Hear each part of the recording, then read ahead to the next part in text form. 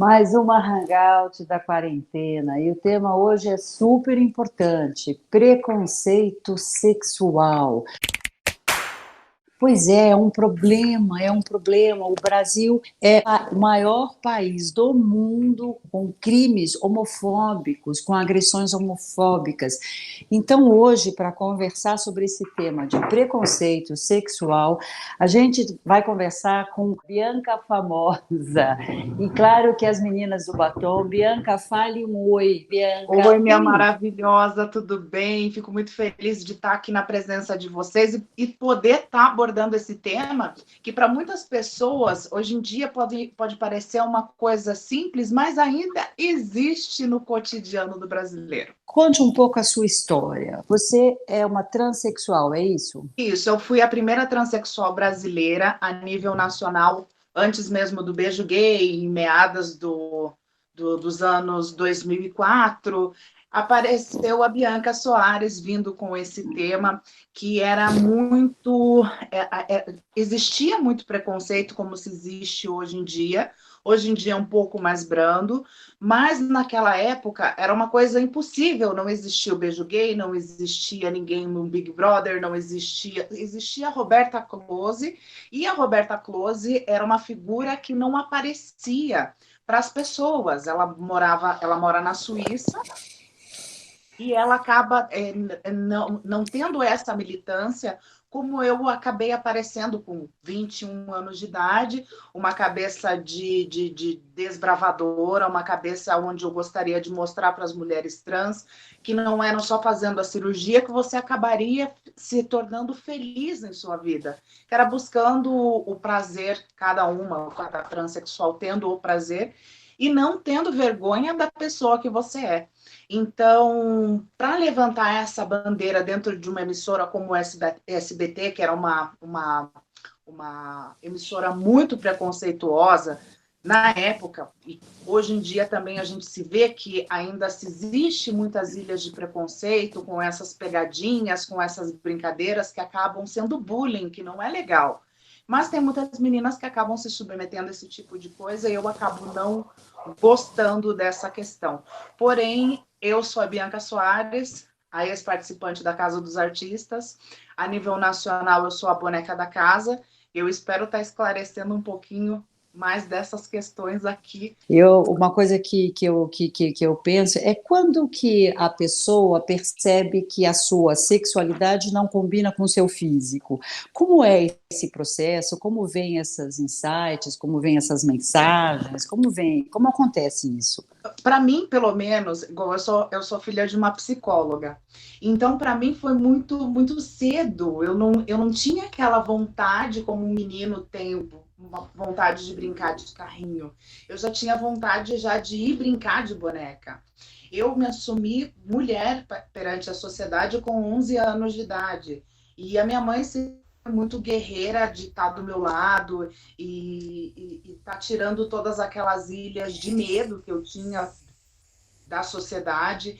Eu sei que eram épocas ainda mais preconceituosas, porque hoje em dia até pode-se haver preconceito, mas eu acho que há muito preconceito das próprias, pela questão de vestimenta, pela questão. E isso são coisas que, falando em pleno século XXI, muitas pessoas podem falar, mas isso daí é estranho, mas pelo menos comigo eu nunca consegui ser um menino, eu sempre fui uma menina. Então, desde muito pequena, eu já vejo que é uma coisa muito grande, é uma coisa muito forte. Eu não conseguia, até o ponto de eu chegar para minha mãe e falar: mãe, eu não consigo mais vestir roupa de menino. Eu não consigo ficar com uma menina. Eu não gosto. Eu quero ser a menina. Eu quero poder batalhar para mim poder ter um lugar ao sol e a sociedade poder me aceitar. E quando, assim, passando a Casa dos Artistas, eu falo que foi a melhor coisa para mim e, ao mesmo tempo, a pior coisa do mundo. Aí me perguntam por quê? Porque a melhor coisa do mundo foi ter esse reconhecimento de ser a mais famosa, de poder ter conhecido o Silvio Santos, ter trabalhado do lado do Silvio Santos, ter conhecido outras emissoras. Mas a pior coisa, por quê? porque a partir daquele momento foi muito difícil eu ter um relacionamento futuramente, porque hoje em dia todo mundo já fica imaginando que eu vou sair na rua e todo mundo vai ficar imaginando aquilo, e antes não, antes eu era só uma menina normal. E eu E acho que o meu primeiro discurso, Thaís, político, em foi que quando eu ano estava foi? saindo, Espera só um pouquinho. Em que ano foi a Casa dos Artistas? foi em 2004. 2004.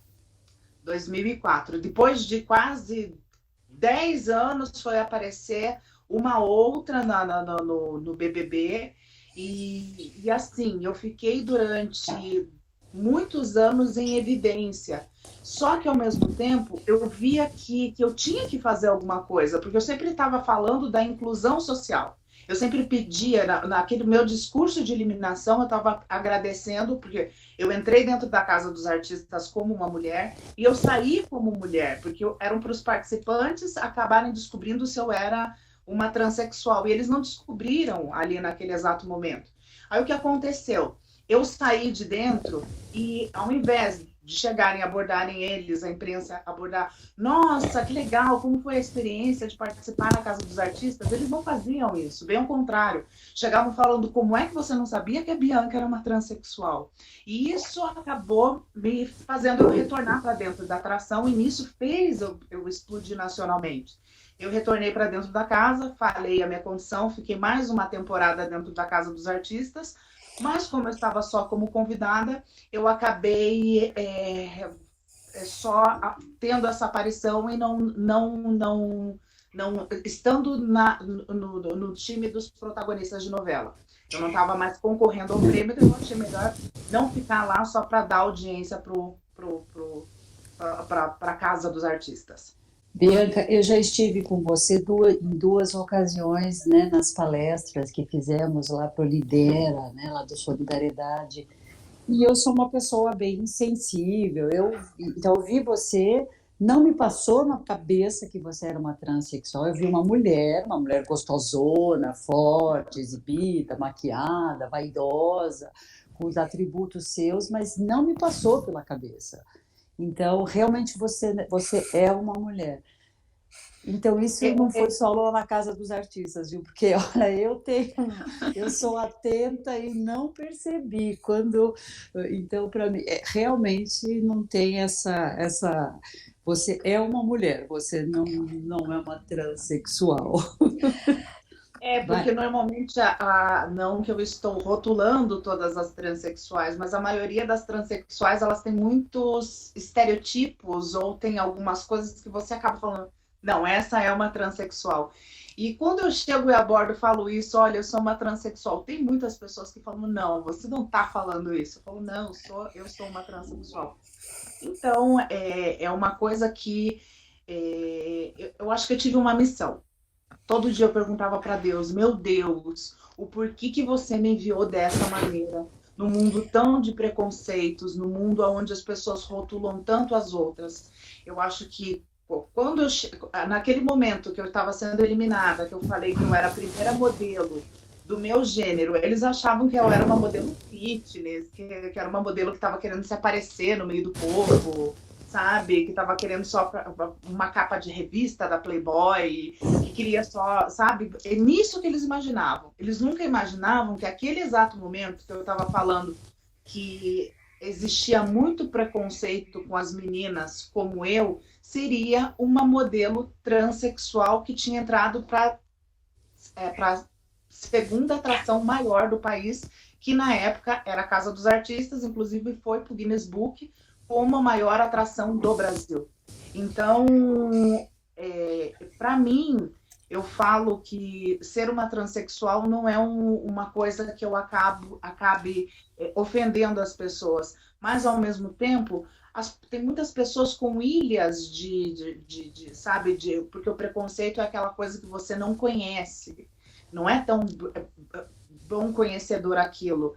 Então, é uma situação que é difícil até hoje em dia ser uma transexual num Brasil que é machista, e você sendo uma mulher cis, você sabe quantos preconceitos rolam em cima da categoria de ser uma mulher. Imagine ser uma mulher trans. Então, acaba se tornando ainda mais difícil ainda.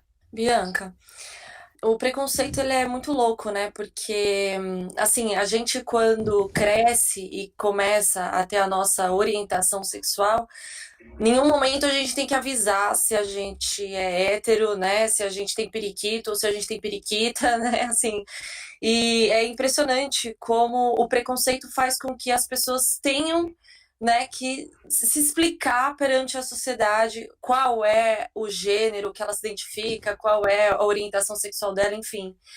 E falando disso,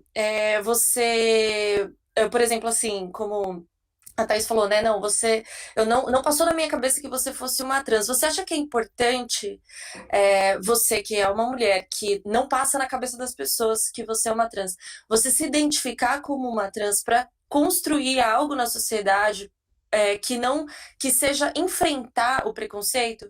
E aí, assim, claro que isso você pessoalmente pode não escolher não fazer isso porque, não tô falando de você, né? Tô falando uma pessoa trans pode escolher não fazer isso por conta do preconceito individual, pessoal que ela vai acabar passando, porque pode não ser responsabilidade dela, vamos dizer assim.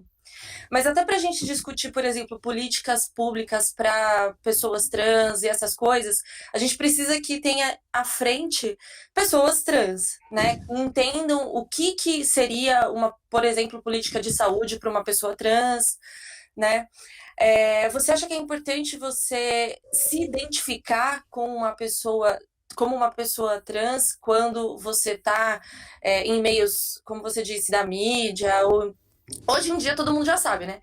Você mesmo disse que você já ficou conhecida assim. Mas o quanto é importante esse lugar, as pessoas se identificarem.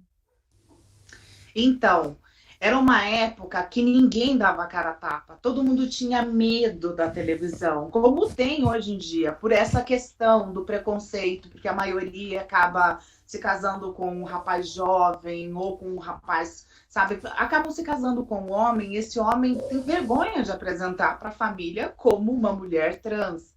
Por quê? Porque eu já fiquei imaginando todos aqueles submundos e aqueles rótulos que a sociedade vai impor, os amigos o que vão falar. Então é uma situação que é muito difícil. E como eu me tornei famosa? Na época eu era casada, acabei me separando, por questões também ficar famosa. Não é mais a mesma coisa que antigamente. Agora, se coloca no Google, Bianca Soares, acaba tendo a sinopse inteira minha. E antes não, antes eu era só uma menina normal. Antes eu era só uma menina que podia, mesmo contendo, mesmo sendo uma transexual, eu podia muito bem esconder isso dos amigos, de namorado, esconder isso e não ser tão relevante. Agora, nesse exato momento, eu não tenho como fazer isso.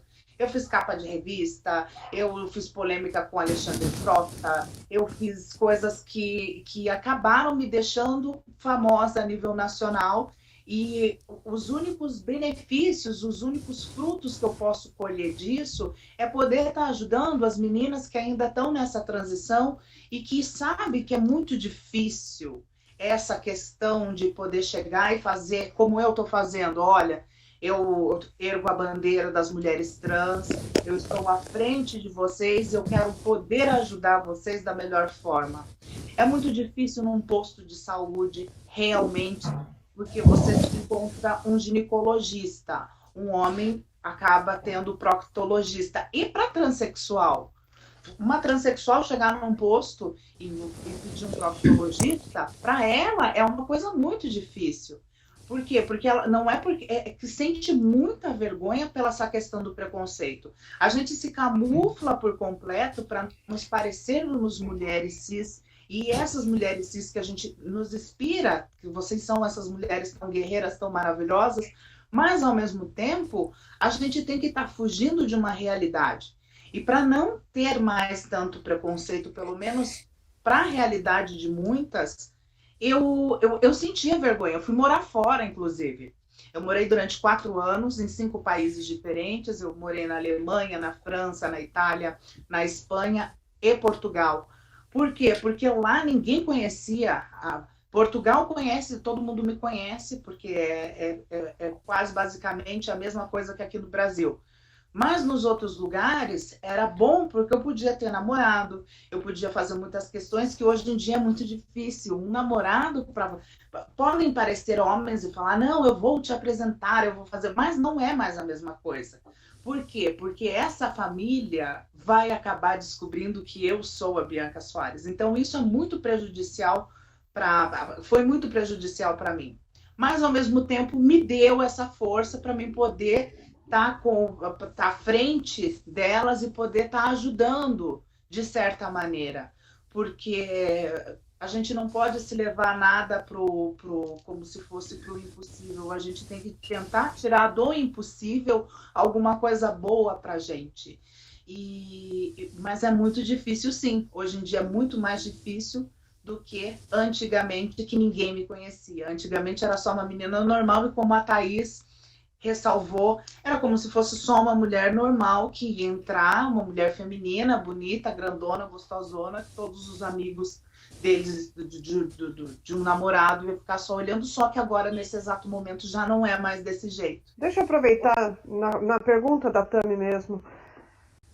Qual é o maior preconceito que você sofre sendo transexual, já que você ficou conhecida, hoje você não passa mais pela mulher, né? Todo mundo sabe que é transexual.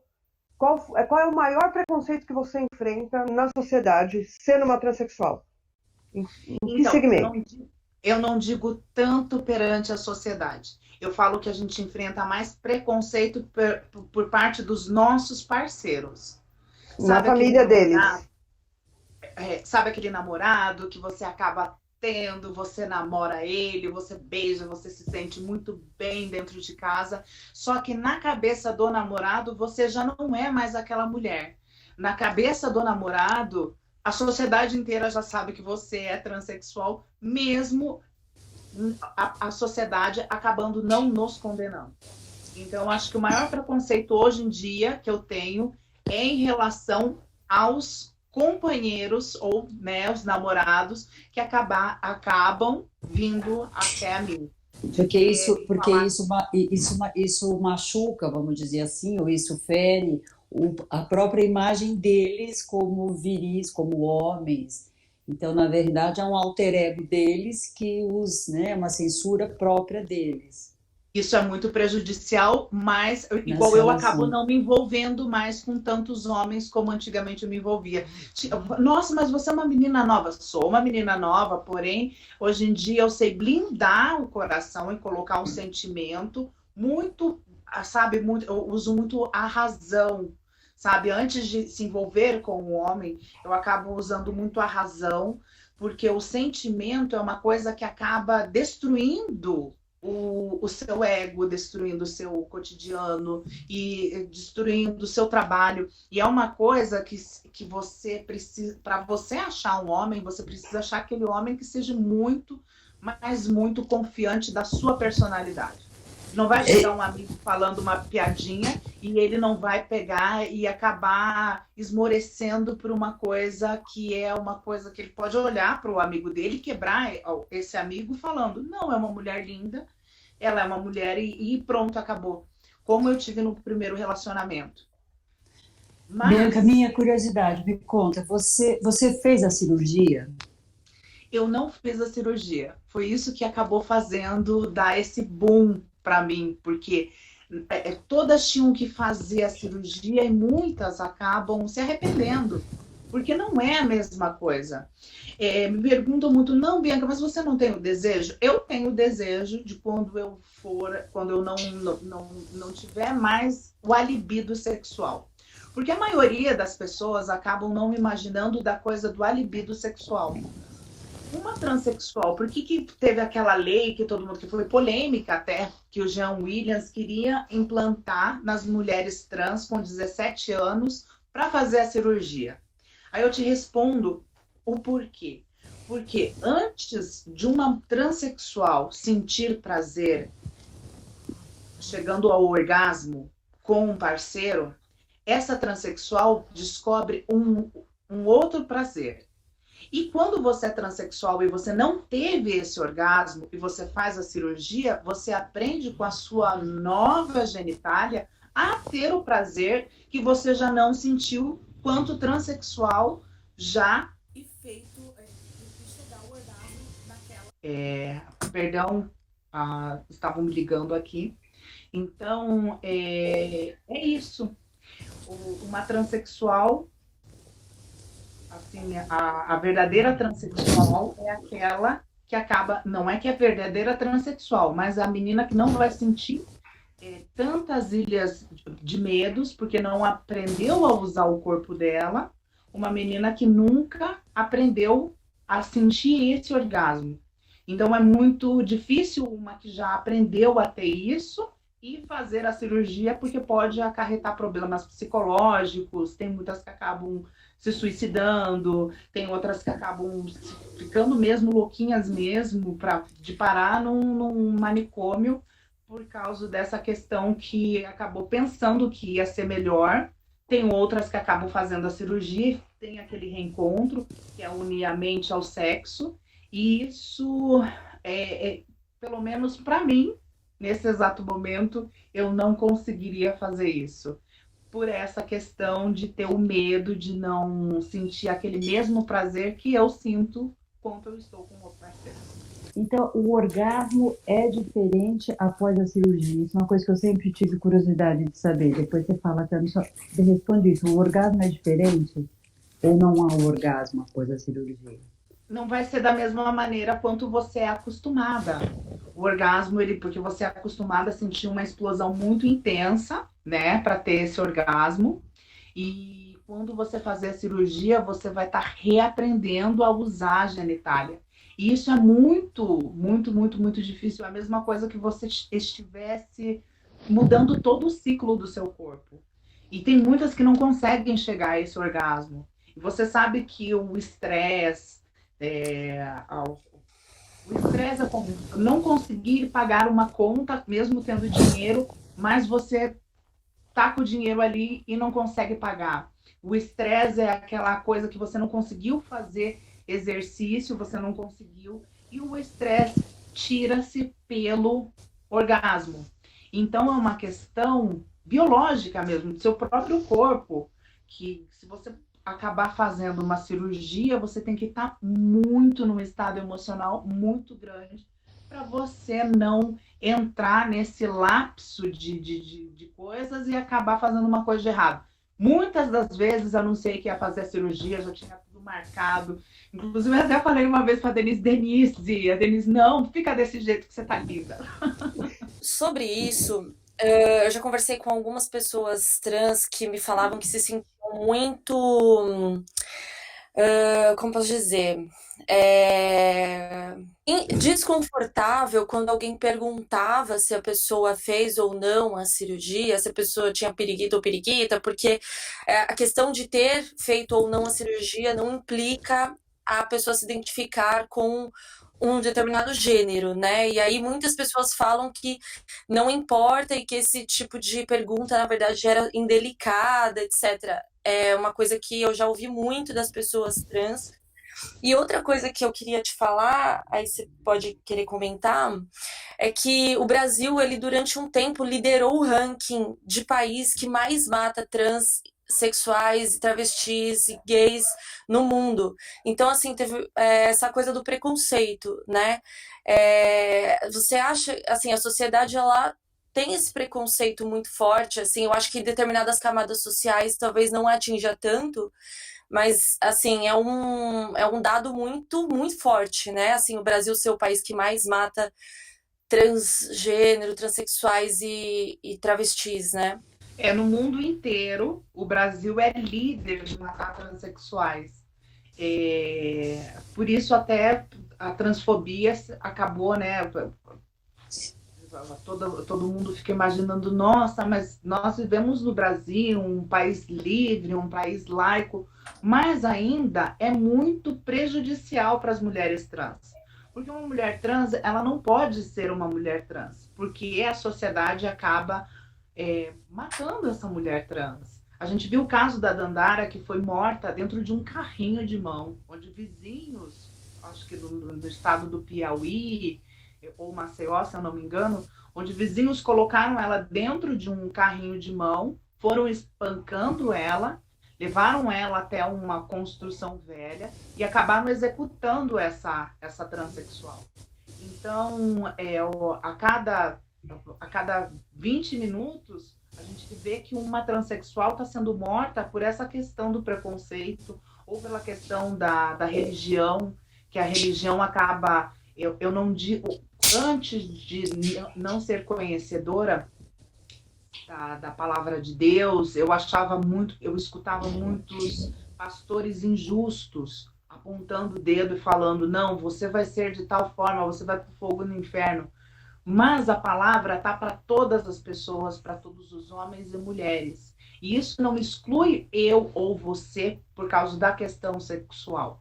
Isso acaba, pastores que não sabem o que estão falando, que não conhecem a verdadeira palavra, porque se for colocar em prática, fornicadores, injustos, mentirosos, todas essas formas vão ser condenadas ao inferno na religião. Porém, o porquê só os homossexuais, as transexuais, que acabam sendo executadas por essa questão? Por quê? Porque as pessoas acabam colocando na cabeça uma coisa e eles acabam disseminando ódio numa questão só, nas transexuais. Então, é muito difícil viver num país onde a religião vai à frente, onde as pessoas acabam escutando algumas coisas e não se aprofundando para ver que todos nós somos iguais, todos nós precisamos ter os mesmos direitos.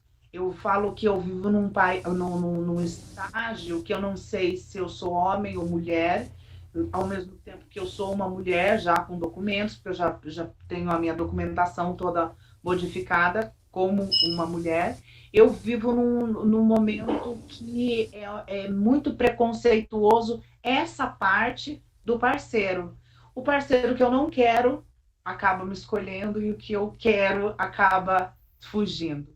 Então, no Brasil é muito difícil a gente se viver em sociedade, é muito difícil a gente poder estar levando essa bandeira à frente, porque tem muitas que têm medo de ser mortas por essa questão mesmo da transfobia.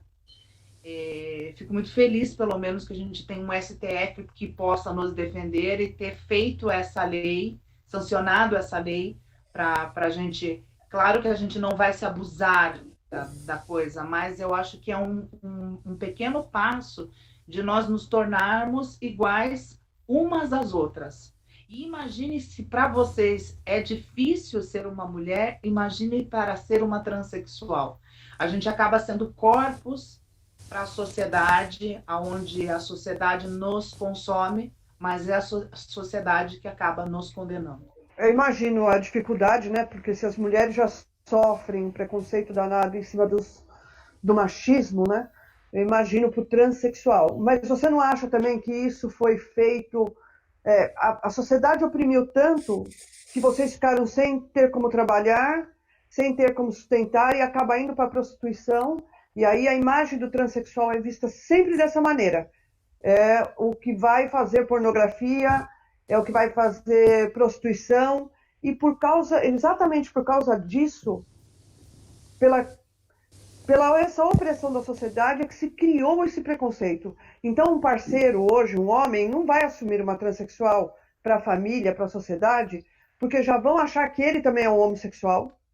Não conseguem ver essa diferença. Ele é hétero, por exemplo, porque ele está com uma transexual. Ele é hétero.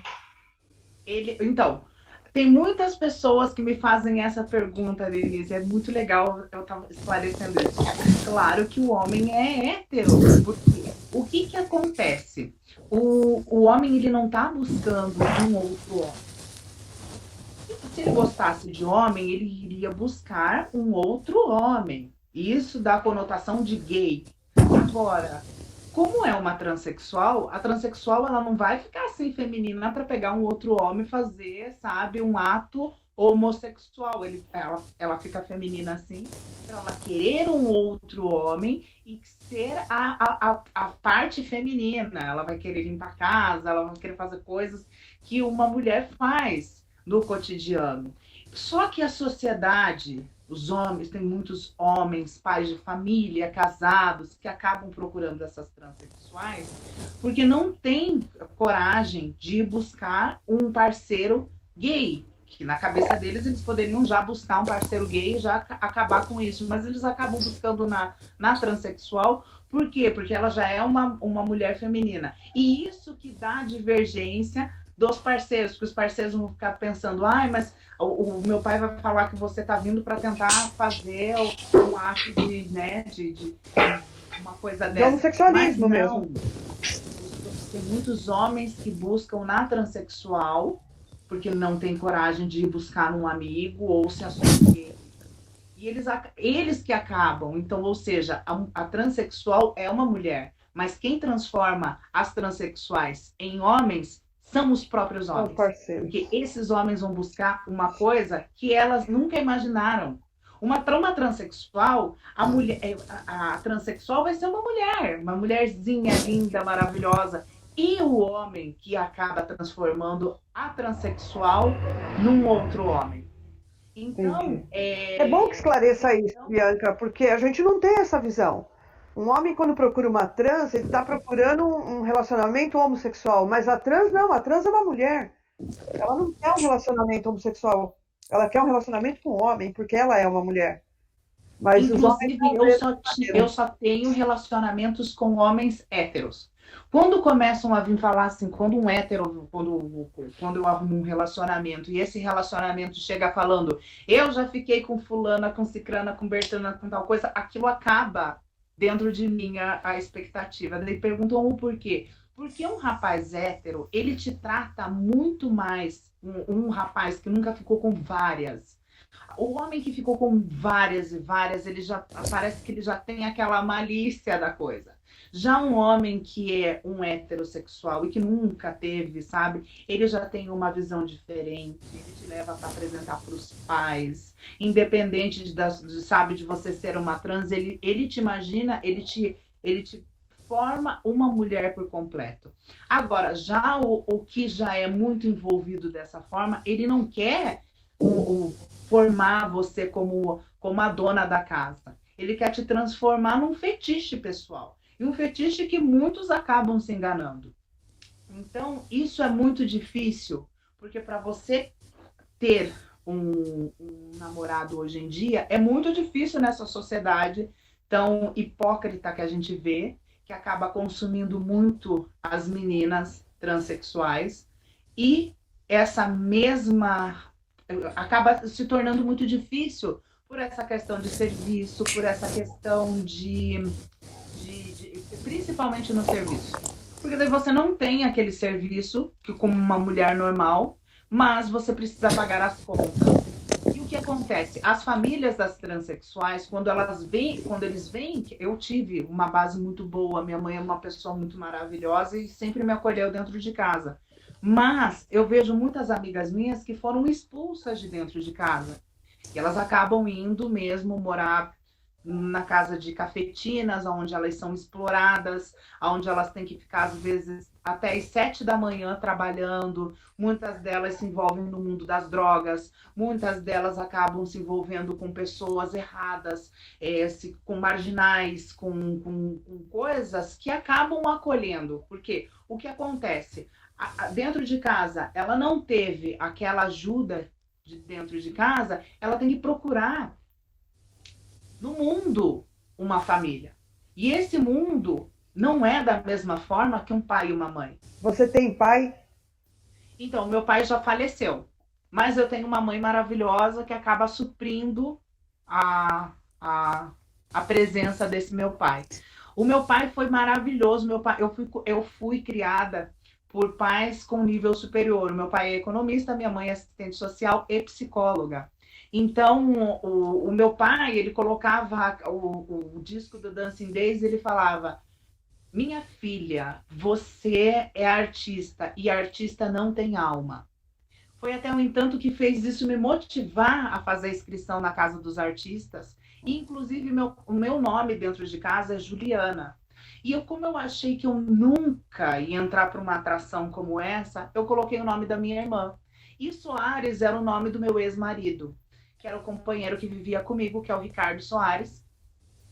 E nisso, deu certo, casou e foi uma explosão, porque naquele exato momento eles achavam que eu ia ser só uma participante, assim, que não ia marcar história. E eu vim marcando uma história muito grande na televisão brasileira. Eu fico muito feliz por essa minha iniciativa de ter, muito orgulhosa por eu ser uma pessoa que não ficou com medo, com vergonha de ter me apresentado dessa maneira para as famílias. Bianca, agora eu fiquei muito curiosa. Qual foi a maior agressão que você sofreu? Ou física, ou emocional? A maior agressão, assim, né? Porque veja só, você. Peraí. Pessoas ou do mundo? Pessoas e mundo estão juntas. Porque você é uma mulher forte, você é uma mulher lutadora. Mas a gente só fica forte, depois de levar umas porradas, umas dores, quando a gente aprende a superar a dor. Qual foi a maior dor que você, nesse processo, né? Os que você sofre ainda, o que mais te doeu nesse seu processo? Eu acho Na que construção da Bianca.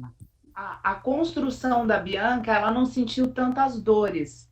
Eu acho que, só voltando um pouquinho, quando os pais acabam jogando essas filhas porta fora, elas acabam se envolvendo no mundo da prostituição, onde elas acabam ganhando dinheiro e elas acabam voltando para dentro de casa para sustentar aquela família que ainda abandonou elas.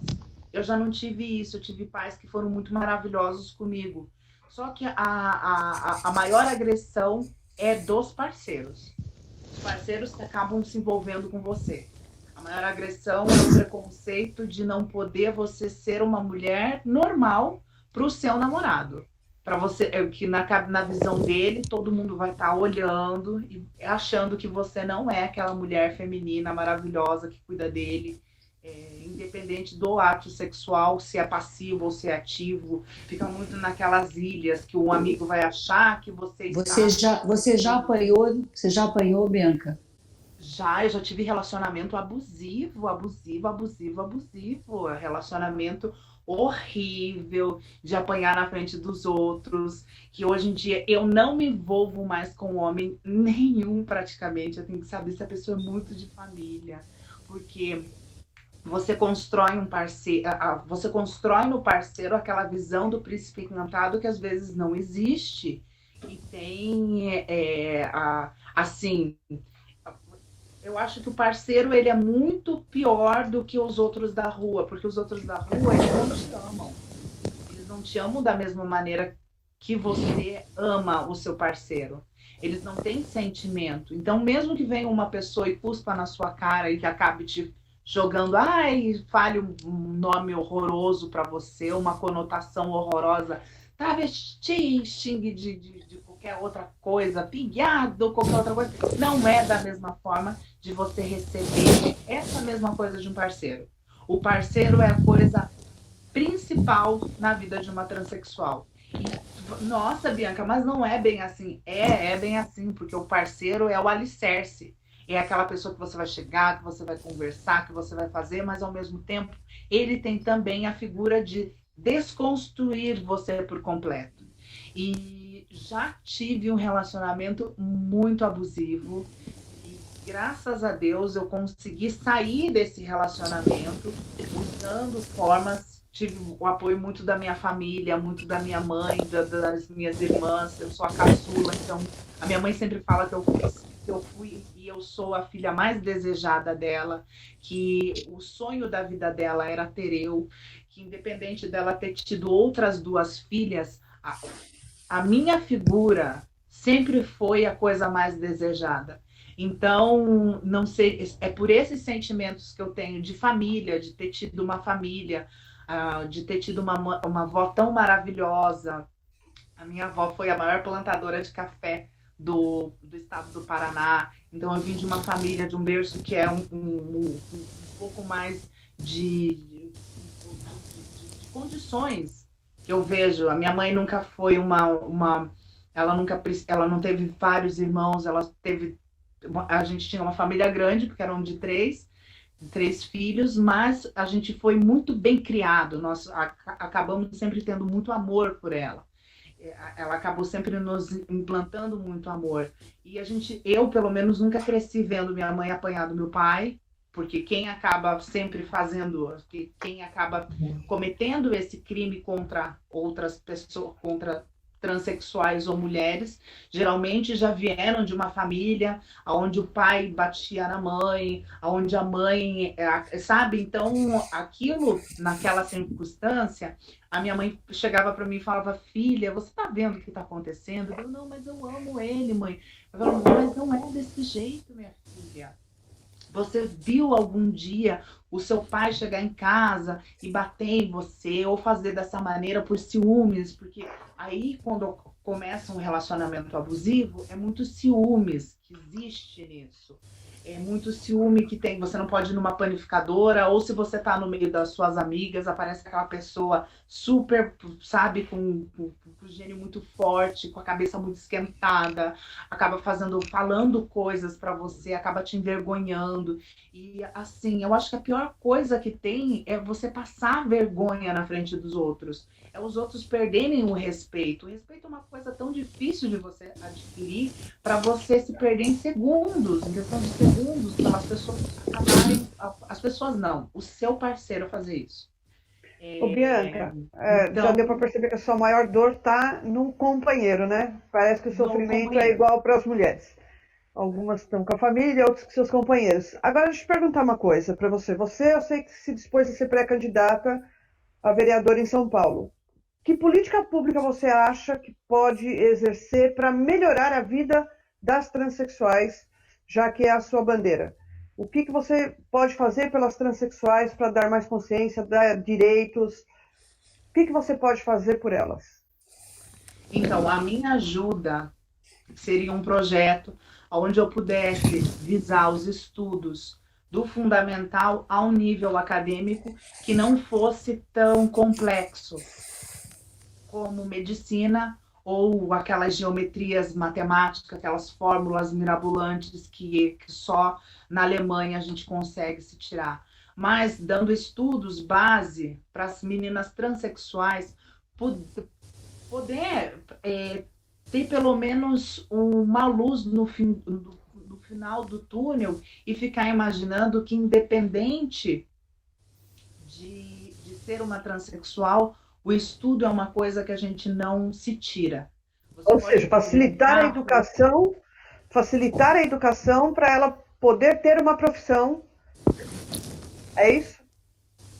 Eu gostaria de poder fazer um centro, onde nesse centro a gente pudesse estar visando do fundamental até um nível acadêmico, como fosse português, direito, sabe? Uma coisa que pudesse ajudar elas desde a formação do fundamental até um nível superior, onde pudesse dar inclusão social para elas, onde elas pudessem estar no mercado de trabalho sem precisar estar se prostituindo, sem precisar ter que buscar na prostituição, porque a prostituição é uma coisa muito passageira, a juventude, a mocidade é uma coisa muito passageira, e a velhice é uma coisa que se chega.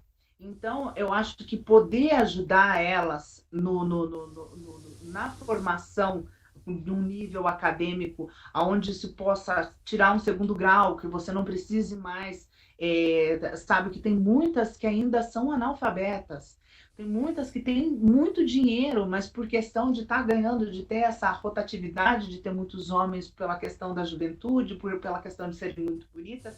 Porém, a gente conversa com elas, a gente vê que no linguajar elas acabam tendo muitas ilhas, onde a gente vê que são ilhas de ignorância, elas acabam não sendo tão sociáveis, elas não conseguem conversar com mulheres, elas não conseguem conversar com homens, sabe? E eu acho que é por essa questão da exclusão, sabe? Daquela coisa das pessoas acabarem formando elas dessa maneira.